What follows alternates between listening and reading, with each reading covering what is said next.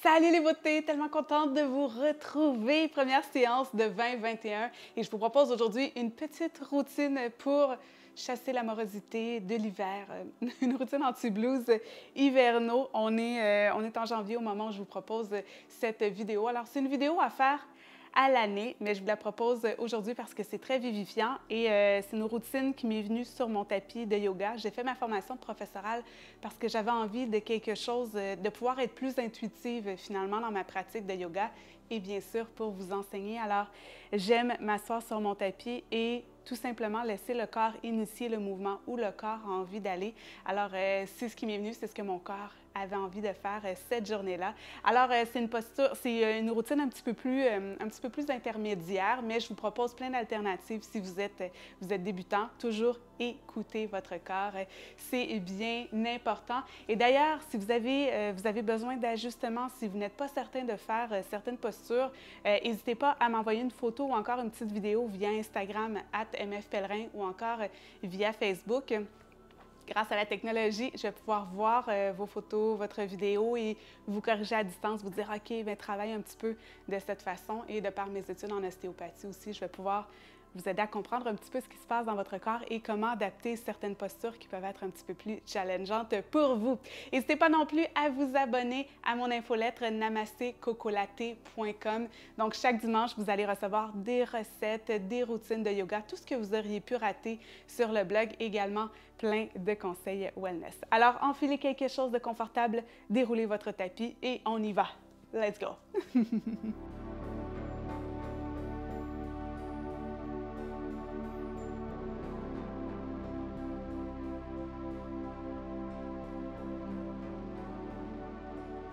Alors, on va commencer au sol.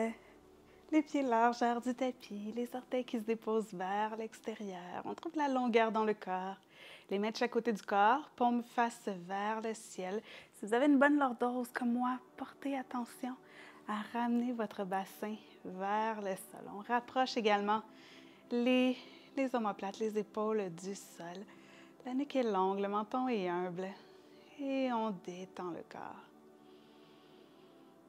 Et je vais juste tout d'abord vous faire connecter avec votre corps, parce que c'est comme ça qu'on l'écoute et qu'on évite de se blesser durant la pratique. On laisse l'ego de côté, c'est le corps qui est maître. Alors souvent, en cette ère moderne, on passe la majeure partie de nos journées dans notre tête, dans nos idées. Le mental est hyperactif et on oublie d'écouter le corps. Donc, connectez avec votre corps, avec votre respiration également.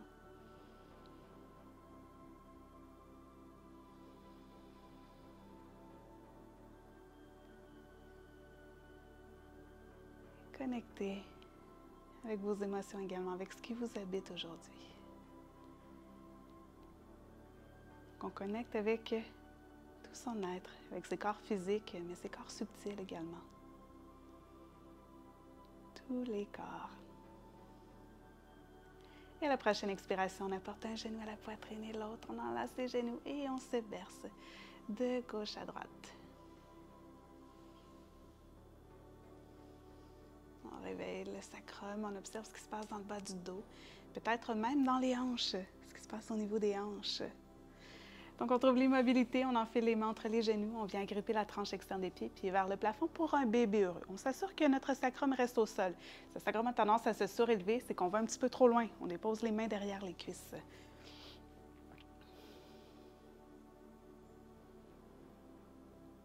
Et on va garder le pied droit dans la main droite.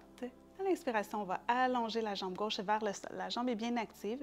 Si vous avez une pratique de yogi grip, que vous avez les ischios assez souples et que vous pouvez allonger à la jambe, vous saisissez votre gros orteil, vous allongez. Si la jambe ne vient pas droite, tout simplement, vous allez un petit peu moins loin, vous enlacez les mains derrière la cuisse, peut-être derrière le mollet. Donc, observez où vous en êtes. L'idée, ce n'est pas absolument d'attraper ses orteils, ça vient avec beaucoup de pratique. Il y a des journées où ça fonctionne. Il y a des journées où ça ne fonctionne pas. Si vous n'êtes pas encore bien échauffé, ça se peut que ça ne fonctionne pas aujourd'hui et c'est correct. Donc, on veut que la jambe, il y ait une micro-flexion dans le genou, mais la jambe est droite. Inspire ici. À l'expire, on fléchit le genou. On réattrape le pied et le pied gauche vient rejoindre la main gauche en bébé heureux. Peut-être que, oups, c'est plus facile cette fois, le bébé heureux. Et cette fois, l'inspiration, on allonge la jambe droite. On garde, peut-être qu'on attrape notre gros orteil. Peut-être qu'on vient enlacer les mains derrière la cuisse, derrière le mollet. Donc, où on en est aujourd'hui? Peut-être qu'il y a un côté plus facile que l'autre. Peut-être qu'un côté, ah, j'arrive à faire mon yogi grip. D'autres, non. Donc, le yogi grip, si vous n'êtes pas familier, c'est vraiment, on prend les deux doigts et le pouce, et on vient faire comme une pince. On vient attraper notre gros orteil. Inspire ici. Et à l'expire, on fléchit le genou et on rapporte le genou droit. Le pied droit dans la main droite. On savoure notre bébé heureux.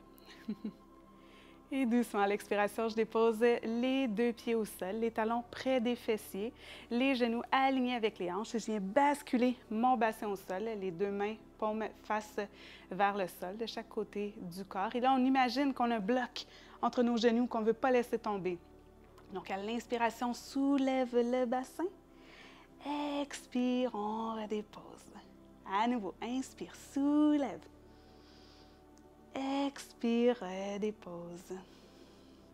Une dernière fois, à l'inspire, on soulève, on presse dans les fessiers. On vient enlacer les mains derrière, on reste là. On colle les omoplates ensemble, on presse encore plus dans les fessiers. On n'oublie pas notre bloc imaginaire. On ne veut pas ouvrir les genoux et échapper notre bloc. Donc, les genoux restent bien alignés avec les hanches. Je sais, c'est plus difficile. Et à l'expiration, tout doucement, on délace les mains et avec contrôle, on se dépose au sol. On enlace un genou et l'autre et on se berce de gauche à droite. Et doucement, on vient faire une petite boule. On enlace l'arrière des cuisses. On vient faire des mouvements de rock'n'roll devant, derrière. Et la prochaine fois, on croise les chevilles, on bascule vers l'avant pour venir en posture de la table. 3 respirations de chat et de vache ici. À l'inspire, on creuse. Expire, on arrondit. On presse bien dans les mains. Ça fait du bien. Inspire, on creuse. Expire, on arrondit. Une dernière fois. À l'inspire, on creuse. Expire, on arrondit. Et tout doucement, on revient en table neutre. On presse bien dans les mains. Éloignez les omoplates l'une de l'autre. Le nombril est ancré vers la colonne. On allonge une jambe derrière et l'autre, on presse vers l'arrière avec les talons. Donc, on active les muscles des jambes, on active les fessiers, les abdos. On est fort, fort, fort, fort, fort ici. On ramène du feu dans le ventre. Et à l'expiration, bassin vers le plafond. Alors, on prend le temps de marcher son premier chien, tête en bas, flécher un genou et l'autre. Et en même temps, ça permet de venir étirer les ischios, les mollets. Donc, un talon qui se rapproche du sol, l'autre genou fléchi. Et on alterne comme ça. On presse bien dans les mains. On laisse l'arrière des cuisses se détendre. Et tout doucement, n'hésitez pas à fléchir les genoux, à presser dans les mains, allonger le dos, aspirer le nombril vers la colonne. Et on rallonge les talons près du sol. Inspire, talon droit vers le plafond. Expire, pied entre les mains. Jambes à l'arrière qui reste droite, bien tendue. Et à l'inspire, les deux mains vers le plafond pour trouver notre high lunge. Donc, on engage les abdos et ensuite, on peut fondre dans les hanches. Inspire ici. Expire, les deux mains au sol. On allonge la jambe devant. N'hésitez pas à venir déposer les mains sur les blocs si c'est très challengeant, si la jambe reste très fléchie. Ça va vous permettre de trouver un petit peu plus de longueur. Sinon, on peut être sur le bout des pieds ou si vous avez les ischios encore plus détendus, vous pouvez mettre les mains complètement au sol, mais on veut un beau dos droit. Donc, l'idée, ce n'est pas de tout s'arrondir pour venir au sol. À l'inspire, on fléchit le genou droit, on dépose la main gauche à l'intérieur du pied. On allonge la main droite vers le plafond pour High Lunge Twist. Peut-être notre regard se porte vers le plafond, peut-être notre regard est sur le côté. Donc là, on enracine la main gauche et tout doucement, on bascule sur la tranche du pied à l'arrière. Donc, on peut venir coller les deux pieds ensemble. On peut venir exprimer notre arbre. Ou pour un petit défi, on attrape notre Yogi Grip. C'est dans votre pratique et on allonge la jambe.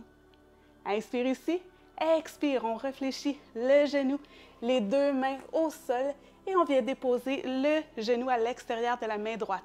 On allonge la jambe derrière pour un pigeon. Donc, on presse bien dans les mains. On vient peut-être sur le bout des doigts Et je donne une alternative si vous êtes plus avancé. Vous pouvez fléchir le genou à l'arrière.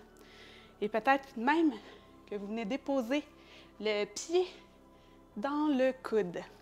Donc, attention, ça étire beaucoup les quads à l'avant. Donc, on s'assure de bien presser à l'avant. Puis peut-être qu'aujourd'hui, on travaille juste à monter le genou. Donc, déterminez où vous en êtes. Et à l'inspire, on allonge la jambe derrière. On vient se laisser tomber sur la fesse droite. On allonge la jambe gauche vers l'avant pour un demi-papillon. Alors, la couronne, la couette qui tire vers le plafond, beau dos droit. On tourne le tronc vers la jambe qui est allongée. À l'inspire, les bras vers le plafond. Et à l'expire, on fait une belle ligne droite. On fléchit à partir des hanches. Et quand on est au bout de notre flexion des hanches, bien là, on attrape ce qu'on a sous la main. Ça se peut que vous soyez ici. C'est correct. C'est correct. Je vous le répète souvent dans mes pratiques, si vous pratiquez avec moi depuis un moment. Où en est le corps, c'est correct. On veut tellement pousser la machine. Si vous poussez sur un muscle qui est déjà à son extrême, bien, c'est les tendons qui écopent et des tendons, c'est très peu vascularisé. Donc, la récupération est très longue. Alors, jamais on ne tire sur les muscles, s'il vous plaît. On étire en douceur. C'est la gravité qui vient faire son œuvre. Donc, quand le muscle, naturellement, va être prêt, on va plonger. Et à l'inspire, tout doucement, on se redresse. On vient déposer la main droite alignée avec la jambe gauche derrière. On presse dans la main, on ouvre, on vient sur le genou, on allonge le bras gauche vers l'arrière. Et à l'expiration, on twist, on dépose les deux mains au sol. On engage les orteils du pied gauche. Le genou droit se soulève. On allonge la jambe droite derrière et option d'un flot à 3 pattes ici. Sinon, vous pouvez déposer les deux pieds au sol, c'est à votre choix. Et à l'expire, chien tête en bas. Donc, on connaît un petit peu plus la séquence. Ça va bien aller de l'autre côté. Au cas où ça aurait été un petit peu plus challengeant de ce côté-ci. Donc, à l'inspire, talon gauche vers le plafond. Expire, le pied entre les mains. Jambe à l'arrière, droite bien tendue. Inspiration, les deux mains vers le plafond. Donc, genou à l'avant bien fléchi. La jambe est droite à l'arrière. On prend le temps de respirer ici. Et à l'expiration, les deux mains au sol, sous les épaules, on allonge la jambe devant pour la pyramide modifiée. Notre talon à l'arrière, c'est comme s'il voulait se rapprocher du sol. N'hésitez pas encore une fois à monter les mains sur des blocs, c'est très challengeant. Si c'est challengeant pour le bas du dos, si les ischios sont très tendus, peut-être que vous le ressentez, vous ressentez la tension dans le bas du dos. Et à la prochaine inspiration, fléchis le genou à l'avant, dépose la main droite à l'intérieur du pied et on envoie la main gauche vers le plafond. Et tout doucement, on bascule sur la tranche du pied à l'arrière. Peut-être qu'on vient coller les deux pieds ensemble. Peut-être qu'on exprime notre arbre. Peut-être que, comme tantôt, on vient attraper notre Yogi Grip. Peut-être que ça se passe d'un côté, peut-être pas de l'autre. Et tout doucement, on ramène le genou, les deux mains au sol et on vient déposer le genou gauche à l'extérieur du poignet gauche. On allonge la jambe droite vers l'arrière.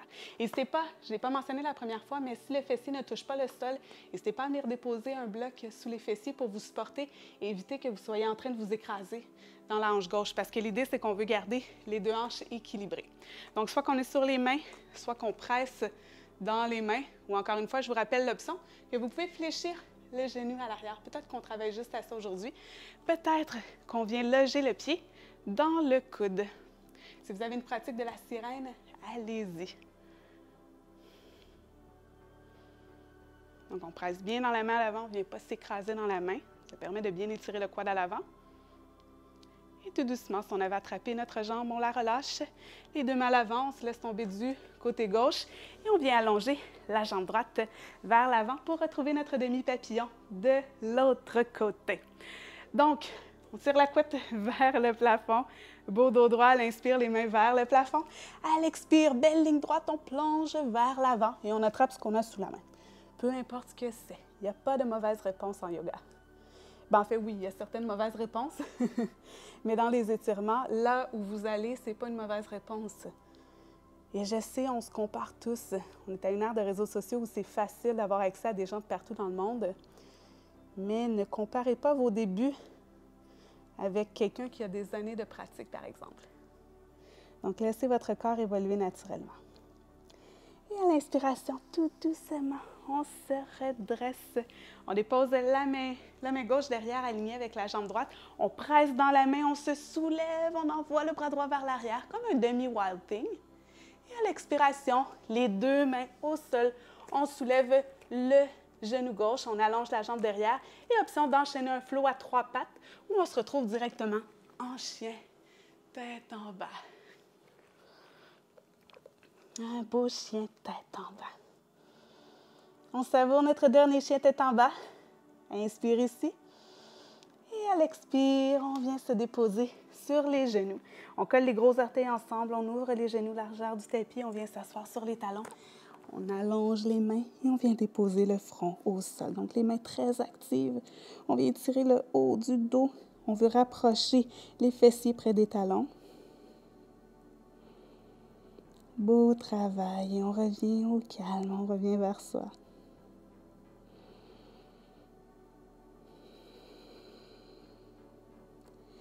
Et tout doucement, on remarche les mains vers soi. On se redresse.